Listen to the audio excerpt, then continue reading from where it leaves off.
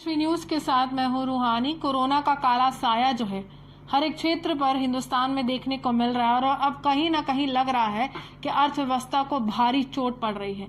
बेरोजगारी दर की बढ़ोतरी हो रही है और जीडीपी में भारी गिरावट के बाद विपक्ष जो है एक बार फिर से हमलावर हो चुका है और विपक्ष जो है केंद्र सरकार पर निशाना साध रहा है।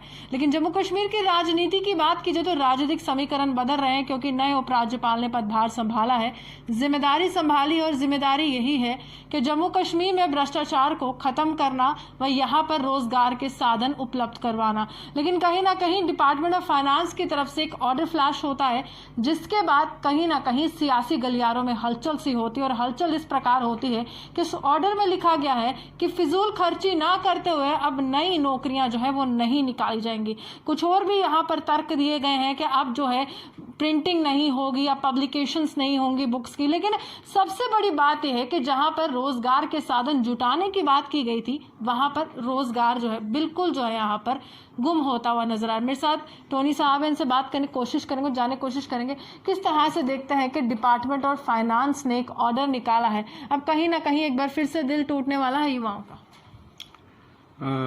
रूहानी जी, मैं आपका और आपके चैनल श्री न्यूज़ का धन्यवाद करता हूं कि आप लोगों ने बड़ा वैलिड क्वेश्चन पूछा है।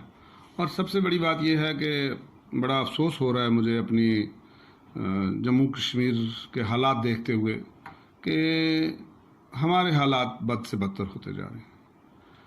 एडमिनिस्ट्रेशन वो है जो पब्लिक की सुनने को तैयार ही नहीं है। और नए उपराज्यपाल को भी आए हुए आज अरसा हो चला है, एक महीना हो चला है, उससे ऊपर का टाइम हो रहा है।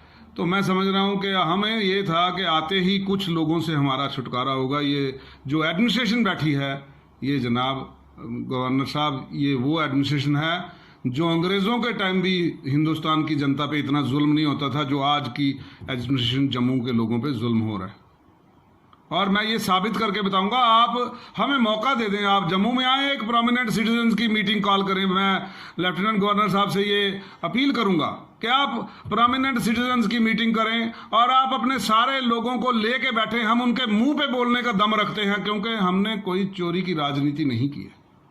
हम उनके मुंह पे बोलेंगे, जनाब बताएं ये काम हो सकता है कि नहीं। अगर वो कहेंगे कि नहीं हो सकता, आप जनाब वहीं पे हमारी जो गर्दन काट के लोगों के सामने रख सकते हैं। हम उस हद तक आपको ये दावा करके सामने बता दें। आपसे एक नई आशा की किरण जागी है।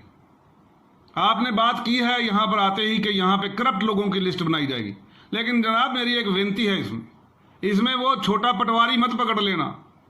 इसमें अगर आपने शुरू करना है तो एडवाइजर से, ब्यूरोक्रेट जो सीनियर लेवल पे बैठे हैं उनको भी अगर आप नकेल डालने की बात कर रहे हैं, पहले मगरमच्छ पकड़ना फिर मछलियों की तरफ जाना। आप हम ये आपसे बड़ा विनम्र हाथ जोड़कर एक आपसे अपील करते हैं, अगर आपने नकेल डालनी है जनाब तो पहले उन पे डालें जो एडवाइजर हैं, पहले उन पे डालें जो जिनके काले कारनामों के लोगों के केस चल रहे हैं कोर्टों में और वो आपके वहां पे अच्छे ओहदों पे बैठे हैं। वो ब्यूरोक्रेट जो करप्ट हैं, जिनकी आप इनकम के ऊपर छापे मरवाएं, उनका पता चले वो कितने पैसे खा रहे हैं दिन के। और दूसरा जनाब, हमें जम्मू की जो ये सिविल एडमिनिस्ट्रेशन है, ये इनसे निजात दिला दें जनाब। कोई गांव में नहीं जा रहा है, मेरे पूरे गांव का बॉर्डर, ये कुदरती रब ने हम पे रहम की और बारिश होगी और मेरे लोगों की जो पैडी की फसल है वो बच गई है। वरना अगर जनाब हम इनके रहमो करम पर होते तो आज हमारा किसान भुखमरी की कगार पर होता जनाब। एक ही फसल है जिसके ऊपर हमारा पूरा किसान का जो दारोमदार है वो है पैडी की फसल, जिसको हम चावल की खेती कहते हैं, धान की खेती कहते हैं, जिससे वो सोचता है कि मेरे सारे खर्चे पूरे होंगे। जनाब अगर ये बारिश ना हुई होती, ये रब हम पे मेहरबान ना हुआ होता, तो जनाब हमारे लोग भुखमरी की कगार पर आ जाते। बिजनेस की 2-4 दुकानें इसलिए चल रही हैं कि माता वैष्णो देवी का यहाँ पे एक आशीर्वाद है, लोग जाते आते कुछ थोड़ा बहुत जो खर्चा कर रहे हैं, यहाँ की व्यवस्था चल रही है।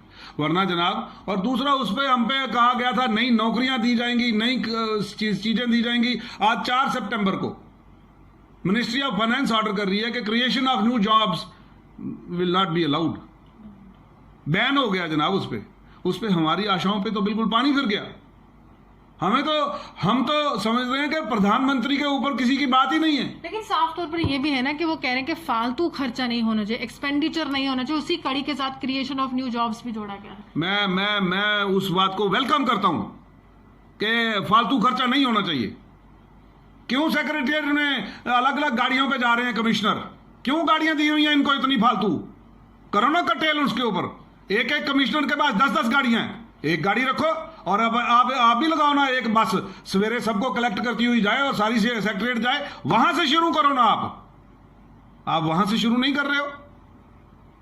और दूसरा, एक इनॉग्रेशन रखी जाती है तो वो इनॉग्रेशन के आप इतने इतने बड़े फंक्शन रखते हो, क्यों रख रहे हो? ई इनॉग्रेशन करो ना दफ्तरों में बैठ के। आप कोरोना है,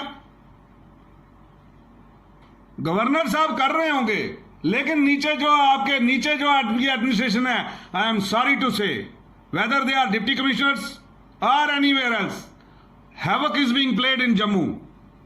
And similarly, it may be possible in any other part of the state, but in Jammu, we are not satisfied with the functioning of the civil administration at all. And clearly and crystal clearly बोल रहे हैं जनाब। मैं कह रहा हूं, आपको दोबारा कह रहा हूं, बारिश ना हुई होती तो मैं क्या जनाब, क्या ये डिप्टी कमिश्नर अगर बिजी है तो एडिशनल डिप्टी कमिश्नर भी बिजी हैं, वो लोगों में जा नहीं सकते। आपके चीफ इंजीनियर जो इरिगेशन है, नकारा किस्म के आदमी है, इनको ट्रांसफर किया जाए। अगर आप इलाके में आज भी इंस्पेक्शन करें गवर्नर साहब, मैं उनको चैलेंज करता हूं, आप आज चैलेंज करें, देखें हमारी मोटरें बंद पड़ी हैं, हमारे ट्यूबवेल खराब पड़े हैं, हमारे चैनल पानी के बंद पड़े हैं। क्यों खराब बंद पड़े हैं? और इस बारिश ने उनके काले कर्मों के ऊपर एक वो फेर दिया होगा। पूछें ये जो एक्सियन इरिगेशन बन के बैठे हैं, पूछें ये जो ऐसी इरिगेशन बन के बैठे हैं, ये क्यों कमरों के अंदर बैठे हैं? आपको एक सवाल करना चाहूंगी। अर्थव्यवस्था का मुद्दा जो है काफी गरमा रहा है और विपक्ष निशाना भी साध रहा है। क्या लगता क्या है कि जिस तरह से निर्मला सीतारमण हर बार यही कह रही हैं कि जीडीपी में जो गिरावट है, अर्थव्यवस्था गिर रही है, it's a act of God, ये सही बयान था? क्या है जनाब, आप ऐसे मजाक लगता है ये? उन्होंने कह दिया तो कोई भगवान ने थोड़ी कह दिया। रेल बेचने को भगवान ने कहा है, आपने हमें बुलेट ट्रेन दिखा के अपनी हमारी वाली लोकल ट्रेन भी छीन ली हमसे। आपने 10 रुपए एंट्री कराया होता था, 2 रुपए 3 रुपए कराया वो था सरचार्ज प्लेटफॉर्म टिकट का, उसको उठा के आप 50 रुपए पे ले जाएंगे। ये जो प्राइवेट वाला आएगा जिसने वो खरीदना है, वो तो 200 रुपए करेगा। कोई रिसीव करने कैसे जाएगा? मैं आपको बता रहा हूं, अपने बच्चों को छोड़ना कैसे जाएगा? लास्ट मिनट पे एंट्री है, वहां पे एक अलग से लाइन लगी होगी, वो कैसे जाएगा? जनाब आप होश की दुआ करें। ये जो एक्ट ऑफ गॉड नहीं है, ये एक्ट ऑफ बीजेपी गवर्नमेंट है, that has brought this GDP down to earth and further below. ये उनका कारण है। आपसे मैं कह रहा हूं, सुब्रमण्यम स्वामी जो बीजेपी के हैं वो चिल्लाते रहे, उसकी बाकी सारी बातें जो ऑपोजिशन के खिलाफ कही आपने मान ली, लेकिन जो उसने पार्टी के बीच में निशानदेही की वो आपने नहीं मानी। मैं समझता हूं he was a wise man, had he taken over as a finance minister much better could have been done. लेकिन आपने एक वो आदमी जिनको नॉलेज ही नहीं है फाइनेंस की, उनको लाके खड़ा कर दिया फाइनेंस के ऊपर। How will he prove to be a good finance minister? Sorry, she will be prove to be a good finance minister. अब सब कुछ हो गया तो एक्ट ऑफ गॉड आ गया। एक्ट ऑफ गॉड चाइना में जहां से शुरू हुआ वहां की जीडीपी ऊपर जा रही है, बाकी लोगों ने संभाल ली, वहां पे एक्ट ऑफ गॉड नहीं है। लेकिन भाजपा के नेताओं से जब जम्मू में सवाल किए जाते हैं, वो जवाब ही नहीं देते हैं, वो भाग जाते हैं सवाल। उनके पास है नहीं जवाब। आज भागेंगे नहीं तो और क्या करेंगे? आप सही कह रही हैं, वो भाग जाते हैं क्योंकि वो उनके पास जवाब ही नहीं है। मैं समझता हूं, मैं ईमानदारी से कहता हूं, मैं ईमानदारी से कहता हूं, आज की डेट में सशक्त मजबूत प्रधानमंत्री है, लेकिन उसके पास टीम नहीं है। मैं ईमानदारी से कह रहा था। मैं कह रहा था कि वो कोई कह रहे थे कि भाई अमित शाह जी को कोरोना से वो पीड़ित हो गए और वो, मैं दुआ कर रहा था वो ठीक हुए, बाहर आए। कि यही वो लोग हैं जो दुरुस्त भी कर सकते हैं। आज की डेट में 24 तक इनकी सरकार है, 24 से आगे किसी को भगवान करे इनसे छुटकारा हो जाए। आप चाहते हैं? बिल्कुल चाहता हूं। जो मेरी कंट्री की इतनी तबाही कर दी जीडीपी की, जिन्होंने 2 करोड़ नौकरियों का प्रॉमिस किया, आज नौकरियों पे बैन लगा दिया। क्या मुझे ये वाला दिन थोड़ी देखना था? मैं खुद सोचता था कि चाहे जो भी है, चाहे मैं ऑपोजिशन में था, मैं सोचता था यार प्रधानमंत्री जी बात कर रहे हैं, बात में दम है। अभी भी कर रहे हैं भाजपा के नेता, आत्मनिर्भर भारत की बात कर रहे हैं। कितना आत्मनिर्भर? आत्मनिर्भर है सिर्फ अंबानी अडानी, बाकी जनता जो है वो मर रही है। आत्मनिर्भर अगर है वो अंबानी और अडानी है, और दो चार होंगे, बाकी तो सारे कहां से आत्मनिर्भर होंगे? भूखा कहां से आत्मनिर्भर बन जाएगा जनाब? उसको रोटी चाहिए। आज पढ़े लिखे बच्चे बेरोजगार हो गए। पिछले जुलाई के महीने का कोई आंकड़ा दे रहा था 50,000 से ऊपर जो है नौकरियां गई हैं प्राइवेट सेक्टर में। आप मुझे बताएं कहां जाएं हम? हमारे बच्चे कल को जवान होंगे, क्या बोलेंगे उनको? कौन सी लड़ाई लड़ रहे हैं? ये देश की दूसरी आजादी की लड़ाई होगी, बीजेपी से छुटकारा पाना। और 24 तक अगर ये प्रूव करते हैं कि हाँ हम ठीक कर सकते हैं, तो ये कर भी दो ही बंदे सकते हैं इसमें, इस वक्त जो सशक्त भी हैं। प्रधानमंत्री ही आज फैसला ले सकते हैं। लेकिन आप कहीं ना कहीं इशारों में करें कि इच्छा शक्ति नहीं है, लेकिन जब वो देश को चला रहे हैं तो किस तरह से? मैं ये नहीं कह रहा हूं, मैं ये कह रहा हूं कि आज की डेट में 2024 तक अब इनके पास मैंडेट है पावर में। 2024 में इलेक्शन होने, तो 2024 तक क्या ऐसे ही हाथ पे हाथ में डरे बैठेंगे? हम अपने प्रधानमंत्री से ही अपील करेंगे, किसी और से करेंगे कि या विपक्ष से करेंगे, या राहुल गांधी का बोलेंगे आप जीडीपी ठीक करो? वो तो पावर में नहीं है ना, तो जीडीपी ठीक करनी है, इन्हीं ने ठीक करनी है, इन्हीं से अपील करनी है, इन्हीं से हमारी लड़ाई है। देखो मेरी एक बात सुनो, एक बात तो आप मान के चलो, प्रधानमंत्री एक बाप की जगह खड़ा है, उनके तिरस्कार में कोई शब्द नहीं इस्तेमाल करेंगे। वो एक फादरली फिगर है, लेकिन हम वो उस फादरली फिगर से गिला कर सकते हैं कि नहीं? अमित शाह हमारे बड़े भाई की जगह पर बैठा होगा, हम उससे गिला कर सकते हैं कि नहीं?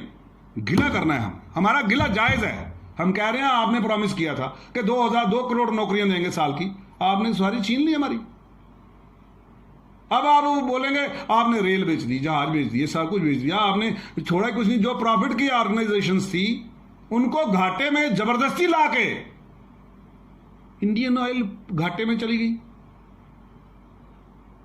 और समित पात्रा बोल रहा है सब कुछ ठीक चल रहा है। उसकी अपनी ऑर्गेनाइजेशन का वो डायरेक्टर बना बैठा, 20-25 लाख रुपए तनख्वाह लेता है, तो फिर निकालो ऐसे डायरेक्टरों को। क्यों हम उसको खामखा दे रहे हैं कि सिर्फ उसको भाई बीजेपी का प्रवक्ता है तो उसको खुश करने के लिए उसको वो पोस्ट दे रखी है, निकालो फिर उसको वहां से। एक्स्ट्रा खर्चा अगर आपने करना है बैन, तो ऐसे लोगों का करो, जो लोग नॉमिनेटेड चेयरमैन बन के बैठे हैं इनको खत्म करो। फिर मैं कह रहा हूं पहले तो नकेल अपने ही घर में उनके लगे, जो चेयरमैन बना के ऐसे रखे हैं, जो ऐसे डायरेक्टर वैसे बना के रखे हैं, जैसे समित पात्रा बैठे हैं, इनको निकालें ताकि लोगों का बाकी लोगों को जो है वो तो बने, सिस्टम बने। आपने सब कुछ बेच दिया, आपने रेल बेच दी, जहाज बेच दिया, आपने बंदरगाह बेच दिया, आपने एयरपोर्ट बेच दिया, तो नौकरियां कहां लगनी है? मुझे बताओ ना कौन सी जगह अप्लाई करना है आपने? आपने ITI जो है स्कूल कॉलेजेस वो कर दिए बैन, सॉरी प्राइवेटाइज। अब वो प्राइवेटाइज वाला 40,000 रुपया तनख्वाह रखे, उसकी फीस करेगा, जबकि गरीब का बच्चा पढ़ ही नहीं पाएगा उसमें।